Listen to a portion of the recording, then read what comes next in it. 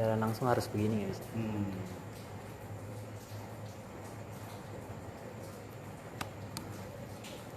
Bismillahirrahmanirrahim. Assalamualaikum warahmatullahi wabarakatuh. Waalaikumsalam. Alhamdulillahirrahmanirrahim.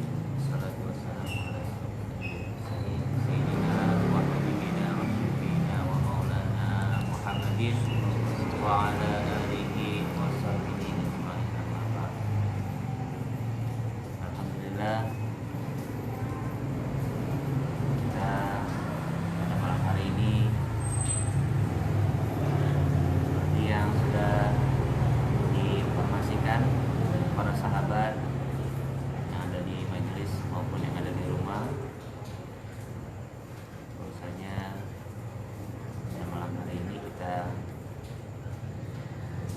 menuntut ilmu pada guru kita, sama-sama kita hormati, kita muliakan, ada Ustaz Adi Ahmad Zain. Doakan mudah-mudahan beliau selalu dipanjangkan umurnya oleh Allah Subhanahu wa taala, sehatkan badannya, berkahi keluarganya, serta mudah-mudahan ilmunya yang apa-apa yang disampaikan beliau bermanfaat untuk kita semua. Amin ya rabbal alamin.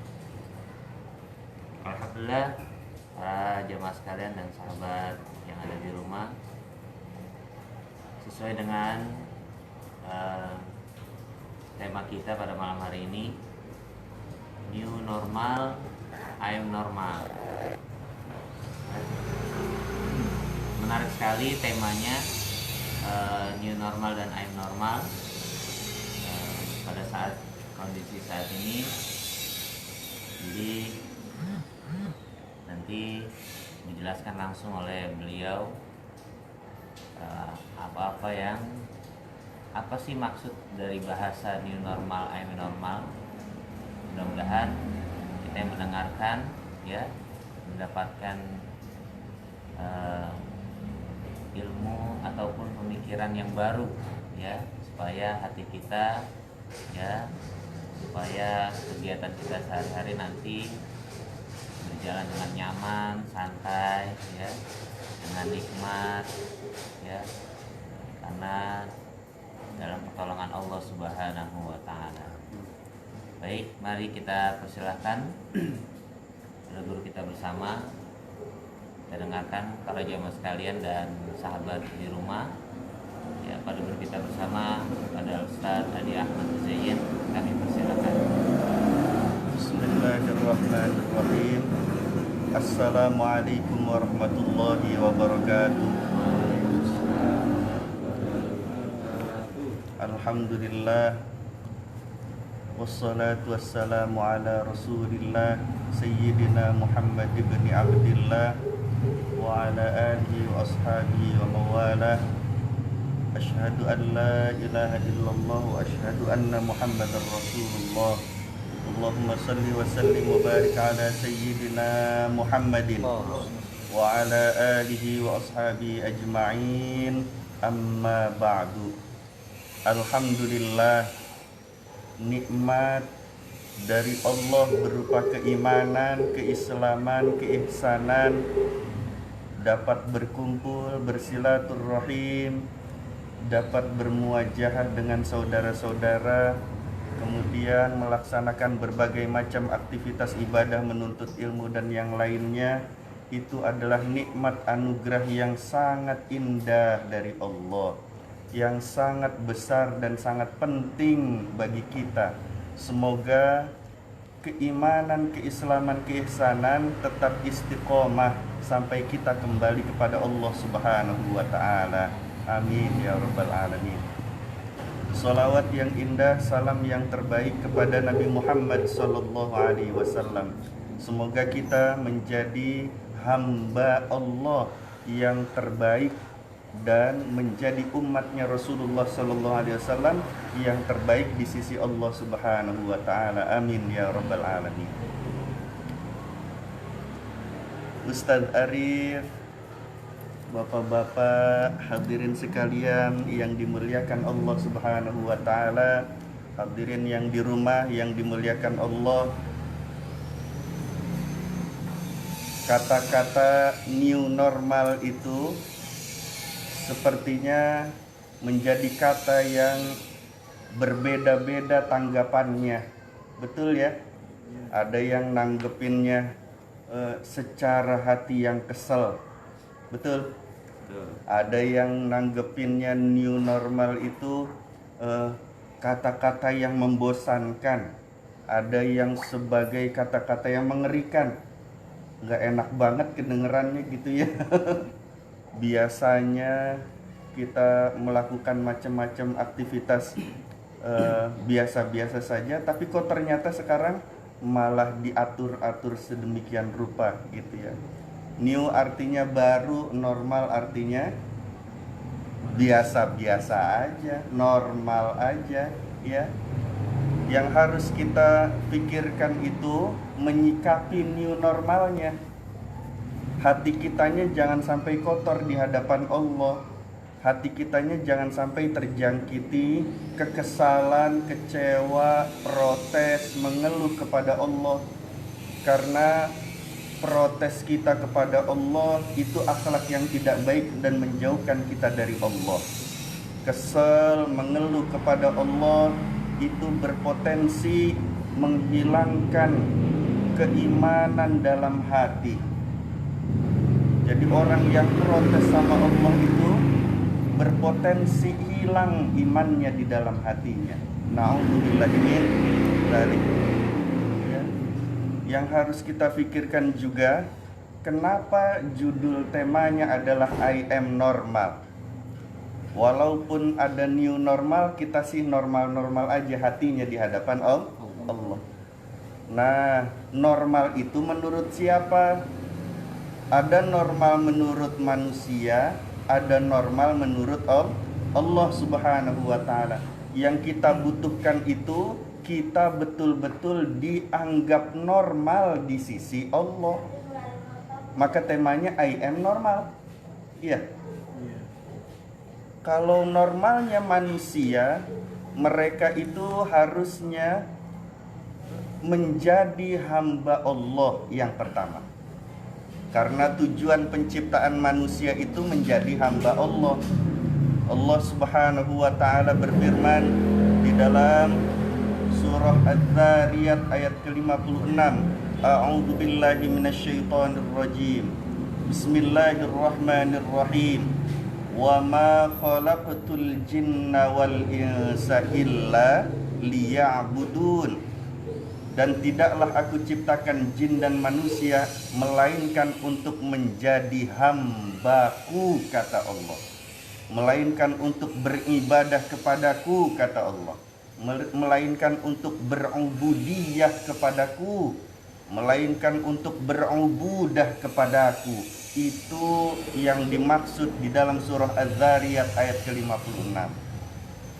Kenapa kita katakan normalnya di sisi Allah, bukan normal cara pandang manusia, bukan pendapat manusia?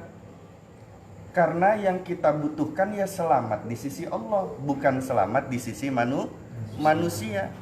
Kenapa kita lebih membutuhkan pendapatnya Allah Subhanahu wa ta'ala? Karena yang mampu menyelamatkan dunia akhirat kita ya hanya Allah Subhanahu wa ta'ala.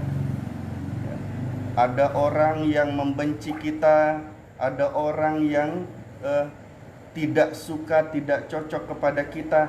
Harusnya I am normal, hatinya tetap normal di sisi Allah. Kalau ada orang yang benci kemudian memfitnah, kemudian menjelek-jelekan kita, kitanya santai aja hatinya. Hatinya tetap normal, tetap selamat di sisi Allah, itu maksudnya. Seorang hamba Allah yang dijelaskan oleh Allah sebagai tujuan penciptaan manusia, yaitu menghamba kepada Allah. Syarat menjadi hamba itu ada 3. Jadi kalau kita mau benar-benar dianggap hamba oleh Allah, syaratnya 3.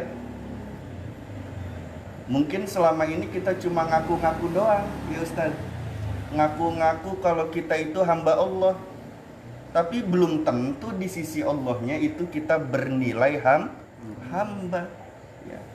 Apa syarat yang pertama? Syarat untuk dipanggil hamba di sisi Allah yaitu harus beribadah kepada Allah.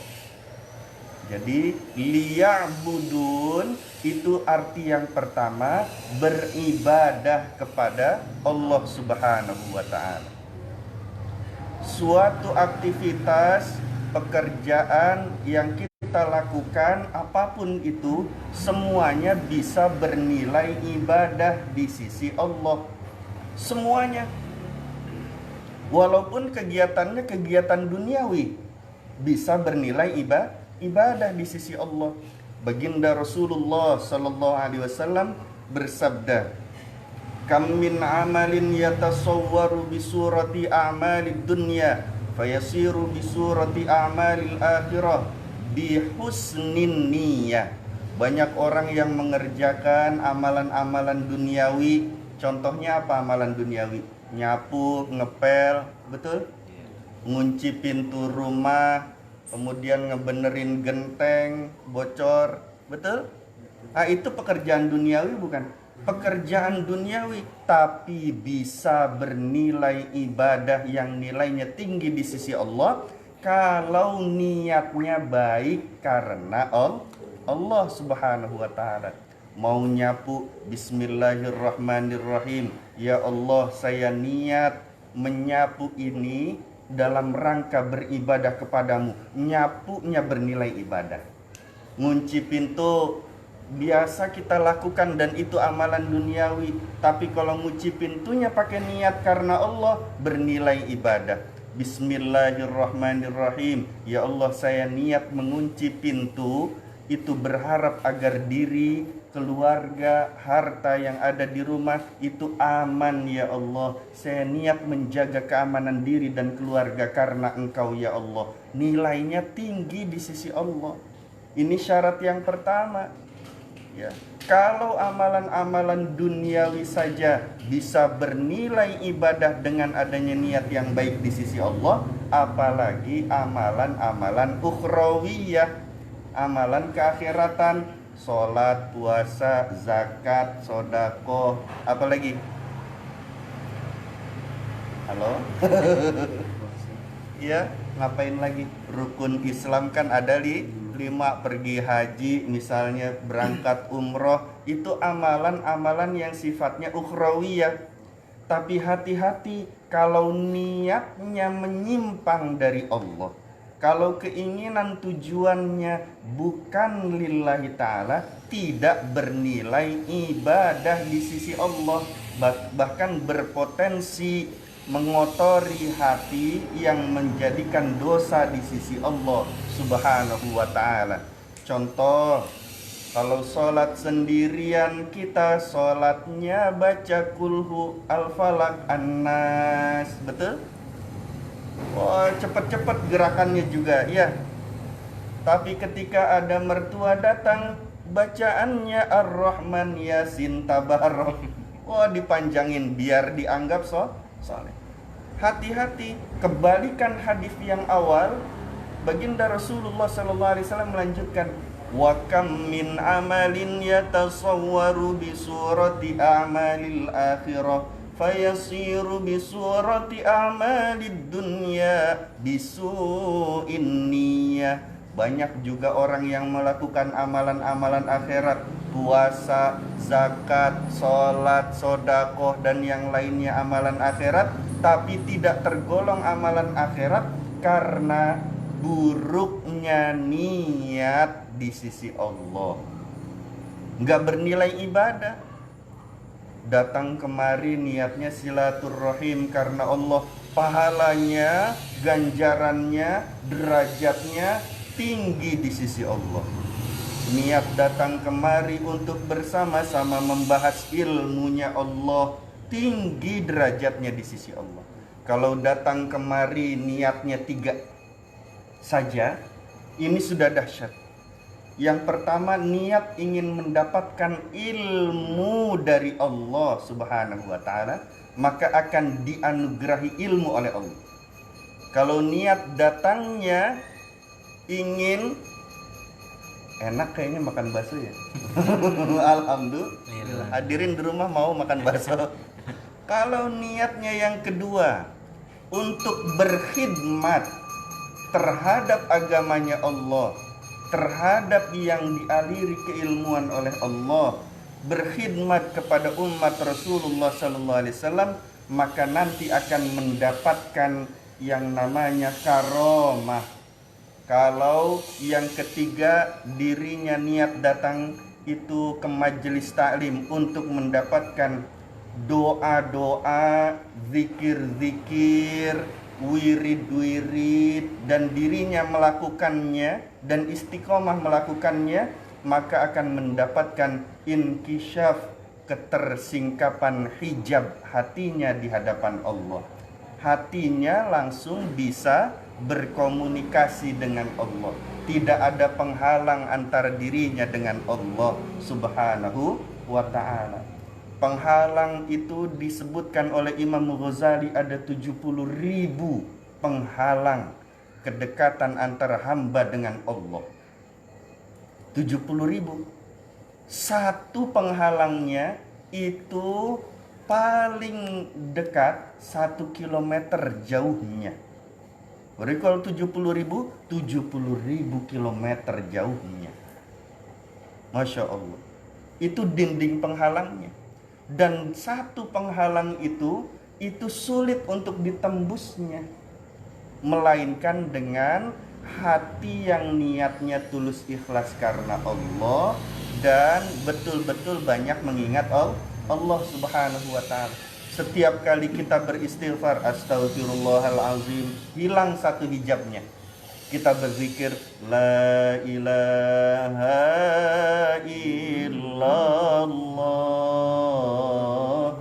la ilaha illallah, la ilaha illallah, Muhammadur Rasulullah. Hilang, hijabnya makin hilang. Semakin banyak zikirnya, semakin banyak hilang hijab penghalang antara hamba dengan Allah Subhanahu wa ta'ala. Nah, itu porsi yang pertama, harus beribadah, syarat menjadi hambanya Allah. Yang kedua, selain ibadah, harus berubudiyah di hadapan Allah. Apa itu ubudiyah? Ubudiyah itu artinya kita mau siap rela berkorban karena Allah. Di dalam ibadah-ibadah butuh pengorbanan. Hati yang mau, hati yang siap, hati yang rela berkorban karena Allah, itu menyebabkan kita dipandang sebagai hamba di sisi Allah. Sholat subuh-subuh ngantuk, rokaatnya juga lupa, udah 1 apa 2, udah kunut apa belum gitu ya, bacaannya sampai mana kadang hilang. Mending kalau bangun sholat juga ya, bangunnya ini kukuruyuknya di mana, bangunnya jam berapa, betul enggak? Bukan kata saya itu ya. Betul hadirin ya Allah ya. Ngeluh tuh lagi sholat, jangankan sama Allah ngeluhnya, sama nyamuk aja kita ngeluh. Lagi sholat, Allahu Akbar, nyamuk tuh ya, udah ngancem hatinya. Awas ya, selesai sholat habis kamu ya, jadi nyamuk geprek misalnya.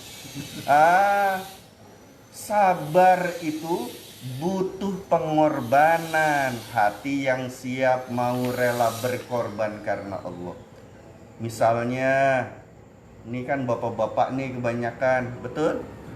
Anaknya minta jajan, Pak minta jajan Pak, betul? Wah, dari mulai dia mintanya baik-baik, karena kita nggak kasih sampai guling-guling tuh Pak di lantai. Minta duit Pak, pokoknya minta duit, betul? Kitanya ada cuma buat kebutuhan yang lain, betul nggak? Padahal hadirin, infak terbaik itu untuk keluarga dan saudara yang terdekat. Nggak usah jauh-jauh. Terdekat kita itu anak, terdekat kita itu istri. Infak sodakoh terbaik kepada mereka. Ya, anak minta jajan, kasih, jangan suka kita bohongin anak. Bapak kagak punya duit, minta jajan melulu, padahal ada duit 1.000 2.000 mah, betul? Itu bohong namanya. Butuh kesabaran menghadapi anak, butuh kesabaran menghadapi pekerjaan yang semuanya bisa bernilai ibadah di sisi Allah. Sikap hati yang mau berkorban, siap rela berkorban di hadapan Allah, itu namanya ubudiyah. Contoh, naik angkot, biasanya umpel-umpelan, betul nggak? Karena sekarang new normal, naik angkotnya jadi jarak-jarakan 1 meter 1 meter, jauh banget ya. Ya Allah, betul? Itu berangkat kerja panas tuh Pak. Naik angkot tambah panas. Ya, di dalam banyak yang naik umpel-umpelan, ada lagi yang naik kemudian dirinya belum mandi 2 hari, duduknya di samping bapak, wanginya alhamdulillah. Kira-kira bapak-bapak ngeluh nggak hatinya? Kesel. Protes nggak hatinya? Kalau hatinya ngeluh protes, berarti nggak normal di hadapan Allah. Katakan, I am normal indallah. Saya itu normal di sisi Allah. Maka saya mau, saya siap, saya rela berkorban. Walaupun wanginya Allahu Akbar, ya. Walaupun panasnya luar biasa, walaupun lelah dalam bekerja, saya kerja itu ya lillahi ta'ala, untuk menafkahi diri dan keluarga karena Allah. Maka saya tidak akan rusak amalan ibadah saya dengan mengeluh kepada Allah. Saya normal di sisi Allah, saya ingin menjadi hamba Allah yang sebenarnya di sisi Allah. Maka saya harus mau, siap rela berkorban karena Allah. Itu ubudiyah. Yang ketiga, untuk dianggap sebagai hamba Allah Subhanahu wa ta'ala, harus ubudah. Apa itu ubudah? Sikap hati yang ridho, rela menerima terhadap takdir dan ketentuan-ketentuan Allah Subhanahu wa ta'ala. Hatinya nerima, hatinya tidak mengeluh protes kepada Allah, hatinya tetap ridho terhadap ketentuan Allah. Allah menguji manusia melalui virus-virus yang ada sekarang, betul? Sehingga banyak di seluruh penjuru dunia ini mengalami kesempitan kehidupan. Bahkan diri kita pun kena imbasnya, betul ya? Nah, sikap hati kita itu tidak boleh mengeluh kepada Allah, nggak boleh protes sama Allah, harus ridho terhadap ketentuan Allah.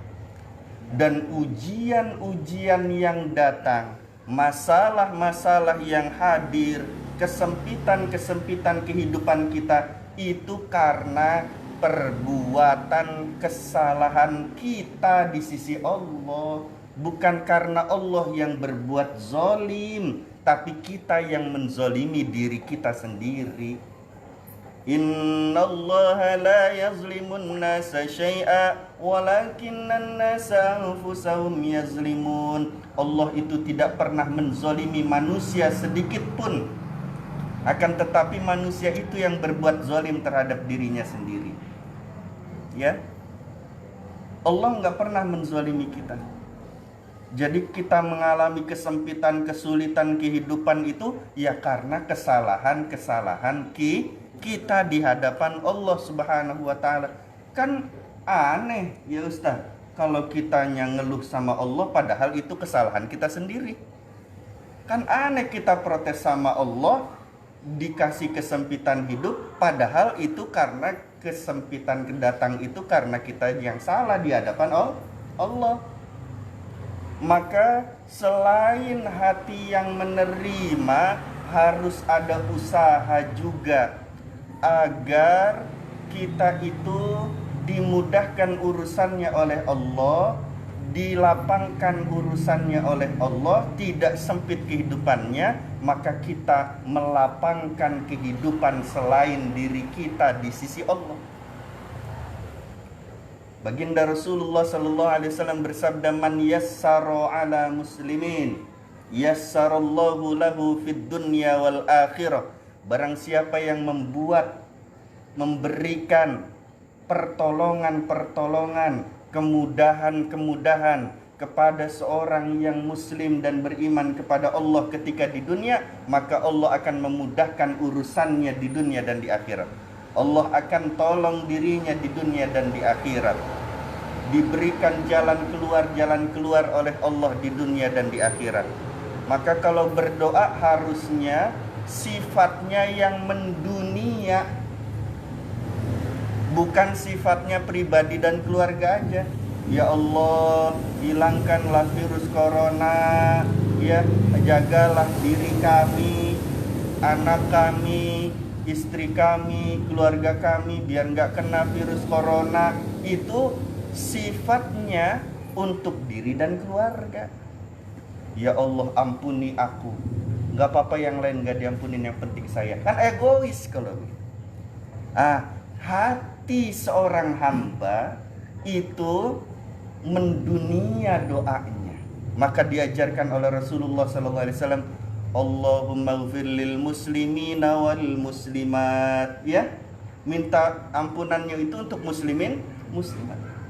Sama nih kesempitan yang kita alami berkaitan dengan virus corona sehingga ada new normal, itu karena kesalahan kita, dan di seluruh penjuru dunia sudah merebak dan mewabah kesalahannya. Jadinya virusnya kemana-mana. Orang yang ibadah hatinya hamba Allah itu harus sifatnya mendunia doanya. Ya Allah, saya menghadap kepadamu dengan doa ini ya Allah. Semoga Engkau menghilangkan kesulitan dan kesempitan seluruh muslimin muslimat, mukminin mukminat di seluruh penjuru dunia dan seluruh umat manusia, kesempitan yang mereka alami karena virus ini ya Allah. Maka angkatlah ya Allah wabah ini dari muka bumi ini ya Allah. Kalau kita berdoa semacam demikian, maka Allah akan mempermudah bagi kita urusan dunia dan akhirat kita. Amin ya rabbal alamin. Udah kelamaan ya. Ada yang nanya enggak?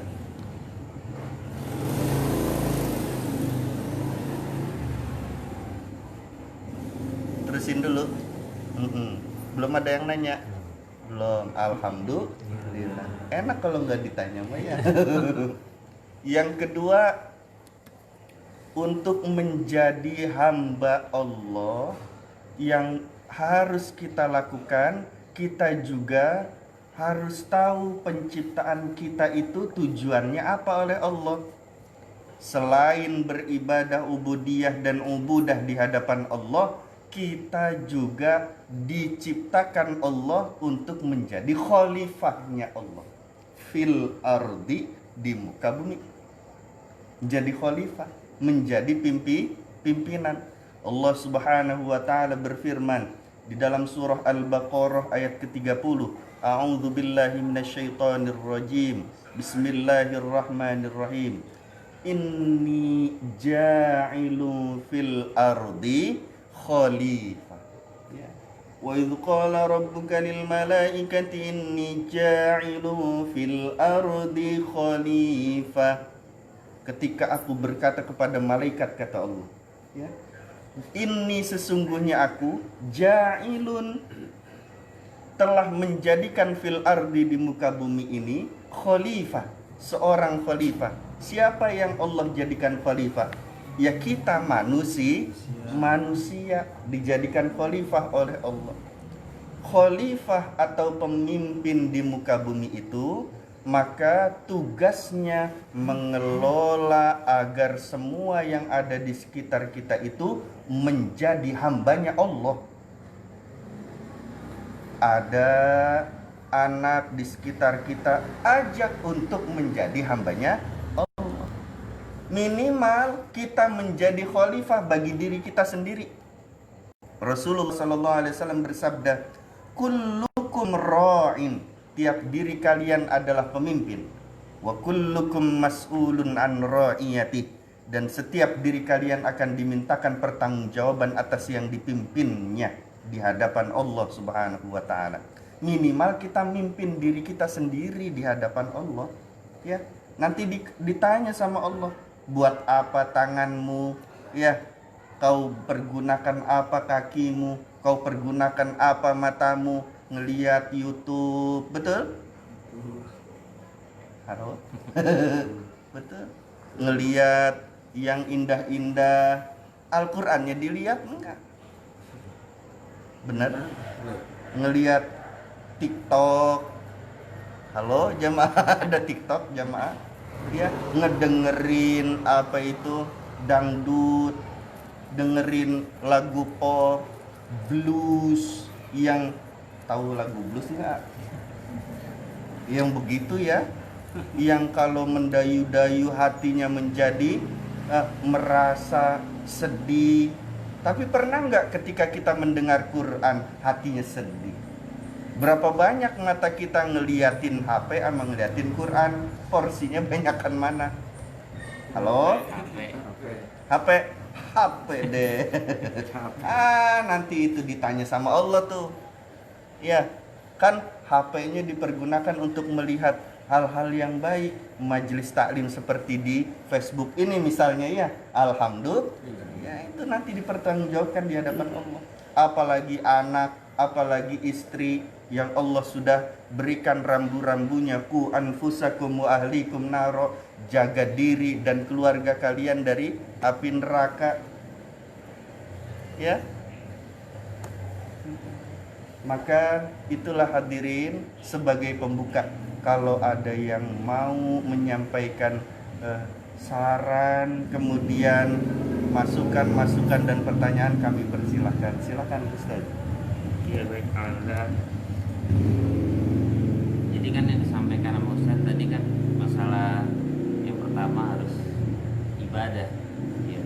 Terus dengan kondisi sekarang kan gitu ya, ada sebagian jamaah yang cerita juga udah sebegini banyaknya kita karena dirumahkan kan ibadah banyak, sholat sunnah juga, wajib juga, sampai segala macam gitu. Cuman masih ada keresahan hati gitu. Udah ibadah banyak, ngerasanya kok masih begini-gini aja, masih sempit aja gitu. Jadi gimana cara mencikapinya kalau misalkan dalam keadaan tersebut gitu? Kita udah susah payah nih kerja juga, terus ibadah udah benar-benar sampai sunahnya, sampai baca Qur'annya udah ngerasa semaksimal mungkin, tapi ada rasa di hati itu, ada rasa keresahan, kok masih sempit banget, masih dikasih kesulitan banget. Gimana menurut Pak Ustadz kita cara menyikapinya dalam kondisi sekarang gitu?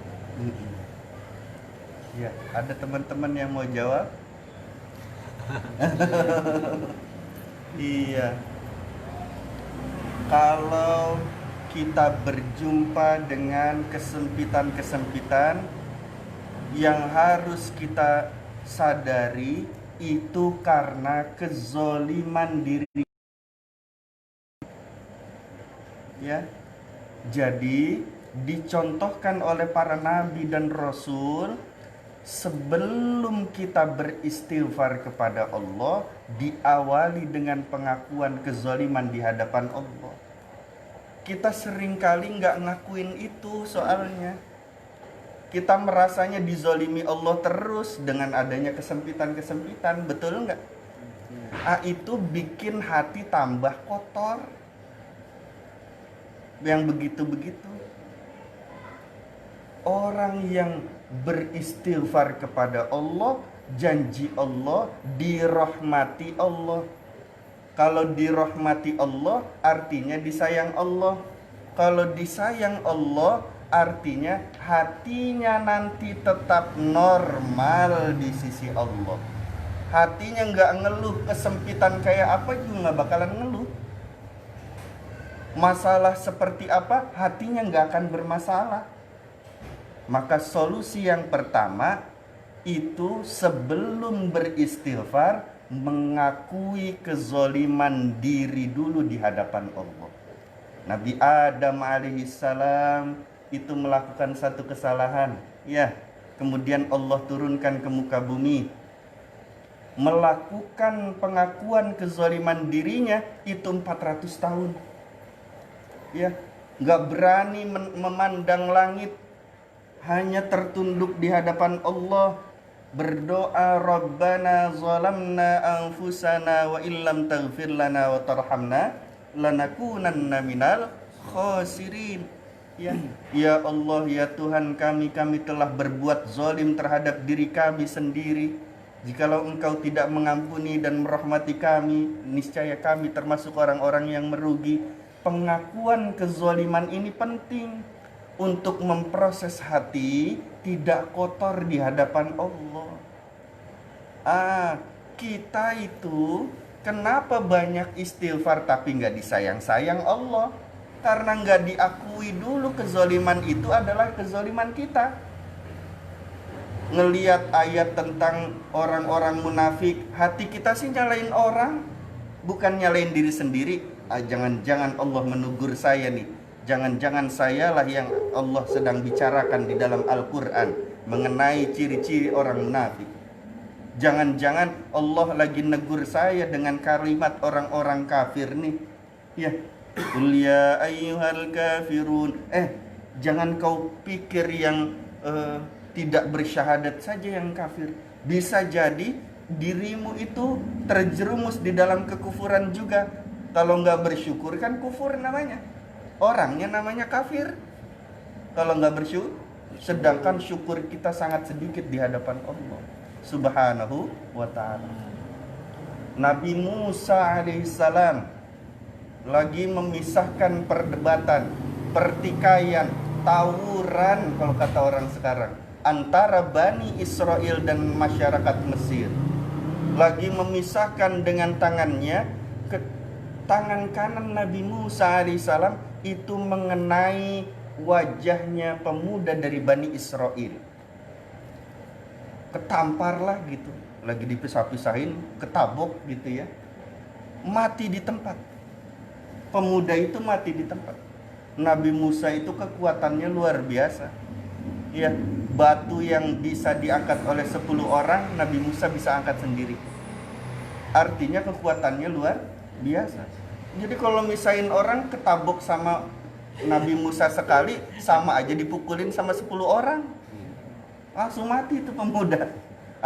Sebelum beristighfar, Nabi Musa alaihissalam itu mengakui kezaliman dirinya di hadapan Allah.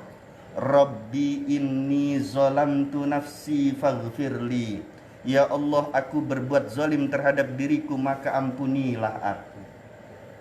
Ini sikap hati yang semacam ini yang menyebabkan turunnya rahmat dari Allah Subhanahu wa ta'ala, sehingga hati kita nggak masalah walaupun banyak masalah, sehingga hati kita itu tidak menjadi abnormal.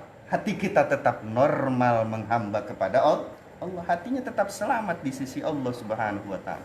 Nabi Yunus alaihissalam setelah meninggalkan kaumnya yang didakwahi ketauhidan, tidak mau mereka itu mengikuti dakwahnya Nabi Yunus, pergi ke laut, dimakan sama ikan nun. Betul? 40 hari 40 malam bertasbih di kegelapan malam, di dasar lautan terdalam, di dalam perut ikan. Masya Allah, bertasbih dan mengakui kezaliman dirinya di hadapan Allah Subhanahu wa ta'ala. Maka Allah selamatkan Nabi Adam. Allah terima taubatnya Nabi Adam. Maka Allah selamatkan Nabi Musa. Allah terima taubatnya Nabi Musa. Allah rahmati Nabi Musa dan Nabi Adam. Nabi Yunus begitu. Beliau juga mendapatkan apa? ampunannya Allah dan rahmatnya Allah. Keluar dari kesempitan-kesempitan semuanya. Ini kan kalau kita habis punya masalah, ngakuin sih kita. Betul nggak? Astagfirullahalazim. Habis ngelihat perempuan cantik, astagfirullahalazim. Tapi tangannya begini ya, astagfirullah. Ya Mas Heri. Astagfirullahalazim. Ya, nggak dilihat sayang mubadir, dilihat dosanya mengalir. Betul? Hati-hati. Ya, man mala ainaihi fid dunya, barang siapa yang memenuhi kedua matanya di dunia itu dengan keharaman, mala Allahu yaumal qiyamati ainaihi minan nar. Na'udzubillah. Allah akan penuhi kedua matanya nanti di akhirat dengan api nerakanya Allah. Na'udzubillahi min dzalik. Ya. Jadi begitu Ustaz. Ya, hatinya biar normal, diakui saja. Itu yang menyebabkan rahmat Allah turun sehingga hatinya nggak merasa sempit. Walaupun orang merasa melihat kita sempit hidupnya, kita sih nggak sempit. Orang mandangnya, oh makan pakai kayak begituan doang, nggak enak gitu ya. Kita sih nyaman-nyaman aja. Orang nganggapnya susah hidup kita, kitanya nggak ngerasa susah. Kitanya tetap aman, tetap normal hatinya, selamat di sisi Allah. Begitu Ustaz. Ya alhamdulillah. Jadi makasih Pak Ustadz. Dalam menyikapinya berarti kita mengakui dulu, mengakui dosa kita dulu. Iya. Baru kita bisa membuka hati kita biar nggak sempit. Jadi mengakui dulu. Jadi jangan nyalain yang lain dulu. Jangan gitu. nyalain yang lain, pemerintah disalahin, tetangga disalahin, ya. RT RW disalahin, udah ngasih apa kakak KTP gitu, protes ke semua orang, dia nggak ngelihat kesalahannya. Jadi itu menyikapi dalam keresahan hati ya. New normal, kita tetap normal di hadapan Allah Subhanahu wa Ta'ala. Ya alhamdulillah. Mungkin ada para jamaah yang mau menanyakan sesuatu tentang apa yang tadi disampaikan oleh guru kita bersama, ataupun ada keresahan hati yang mungkin pengen banget selama ini, selama lockdown apa selama kita dirumahkan, ada pertanyaan yang pengen diomongin, silahkan, nggak apa-apa. Ustadz, ada yang komen nih Ustadz. Baik. Ada yang bertanya dari Mahardika dari Sawangan. Ustadz, bagaimana cara supaya kita selalu husnuzon dalam hal apapun yang kita lakukan? Mohon penjelasannya Ustadz. Terima kasih. Iya. Harus selalu husnuzon.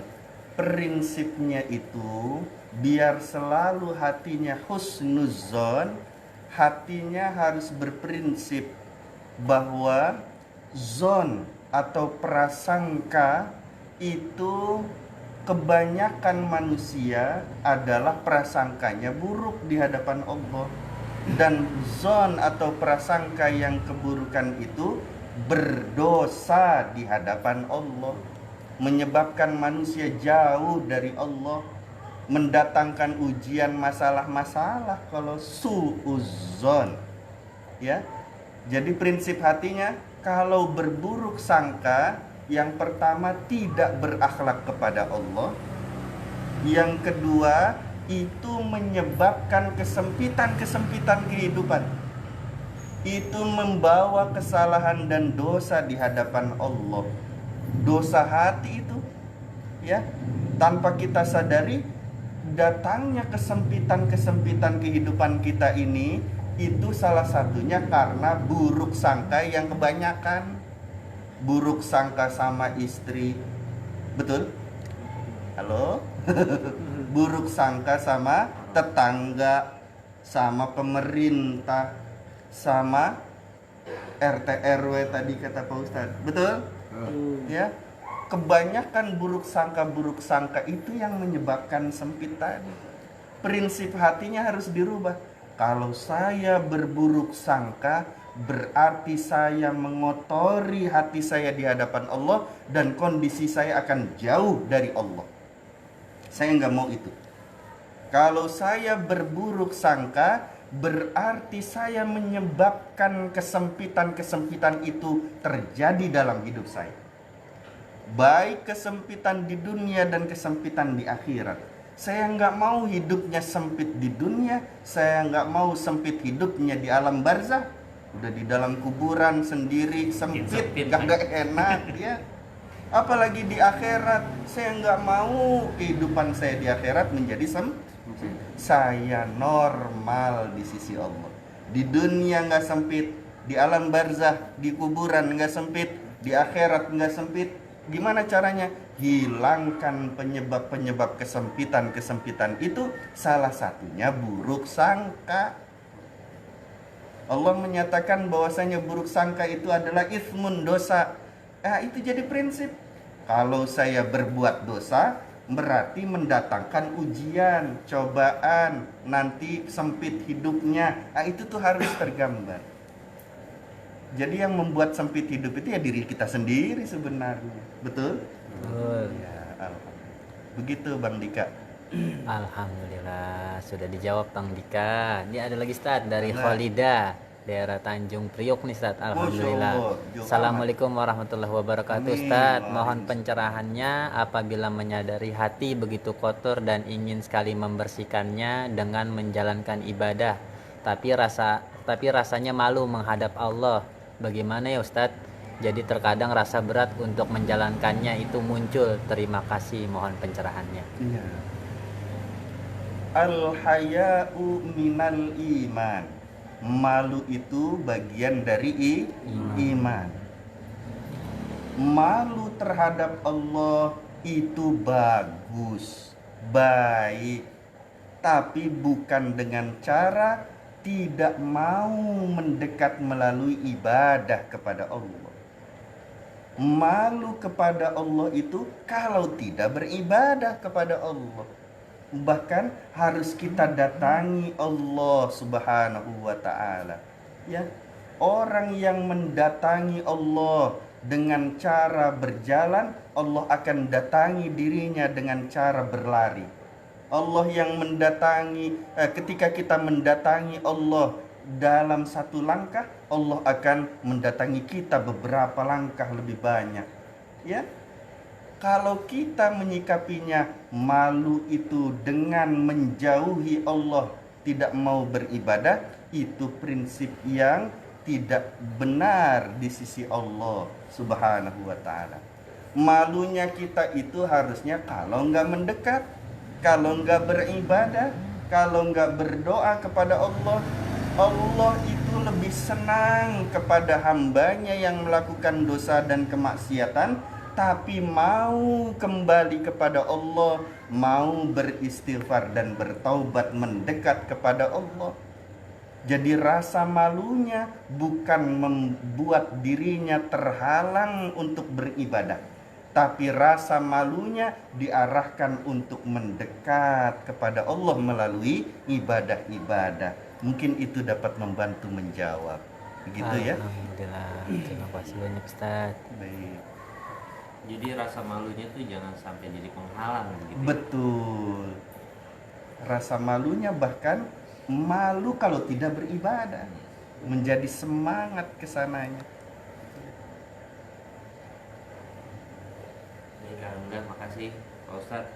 Sama-sama. Udah banyak pertanyaan dari jamaah ataupun yang sahabat di rumah. Terima kasih banyak yang udah menonton. Semoga bermanfaat untuk semuanya. Dan insyaallah jangan lupa ya subscribe channel Cahaya Hati, khusus di YouTube Ustadz Adi Ahmad Muzayyin. Insyaallah mudah-mudahan gratis, udah gratis, dapat ilmunya bermanfaat ya, buat keseharian kita. Jangan lupa kalau ada loncengnya ya, tombol loncengnya ditonjok apa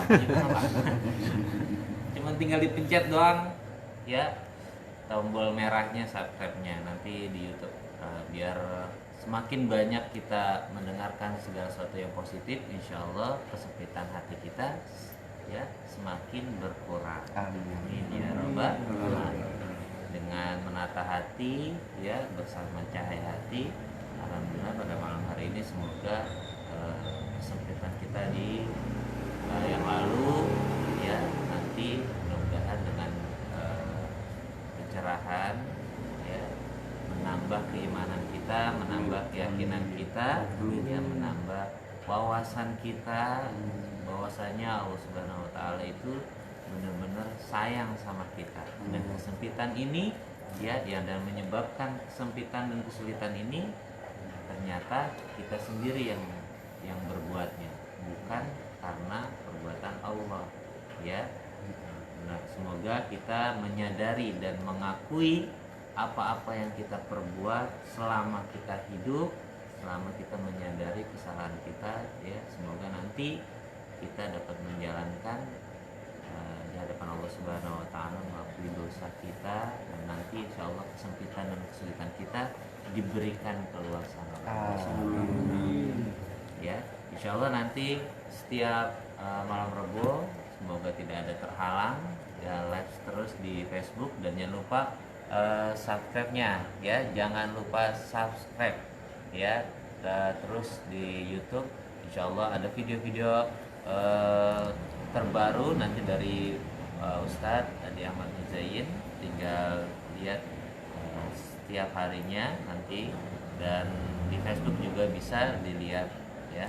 Mari kita tutup dengan doa, ditutup dengan oleh beliau. Mudah-mudahan pengajian pada malam hari ini kita mendapatkan keberkahan, rahmat dan kasih sayang dari Allah Subhanahu wa taala, dan kesulitan kita ya, kesempitan kita, kesusahan kita semoga diangkat oleh Allah Subhanahu wa taala. Silakan Ustaz. Ala hadhihi an-niyyah wa bi kulli niyatin salihah ila hadratin nabiyil mustafa habibana Muhammadin Rasulillah sallallahu alaihi wasallam. Al-Fatihah.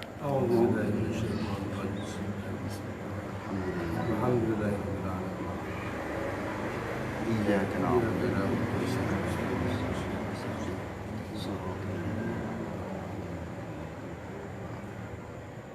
Amin ya rabbal alamin. Assalamualaikum warahmatullahi wabarakatuh. Waalaikumsalam.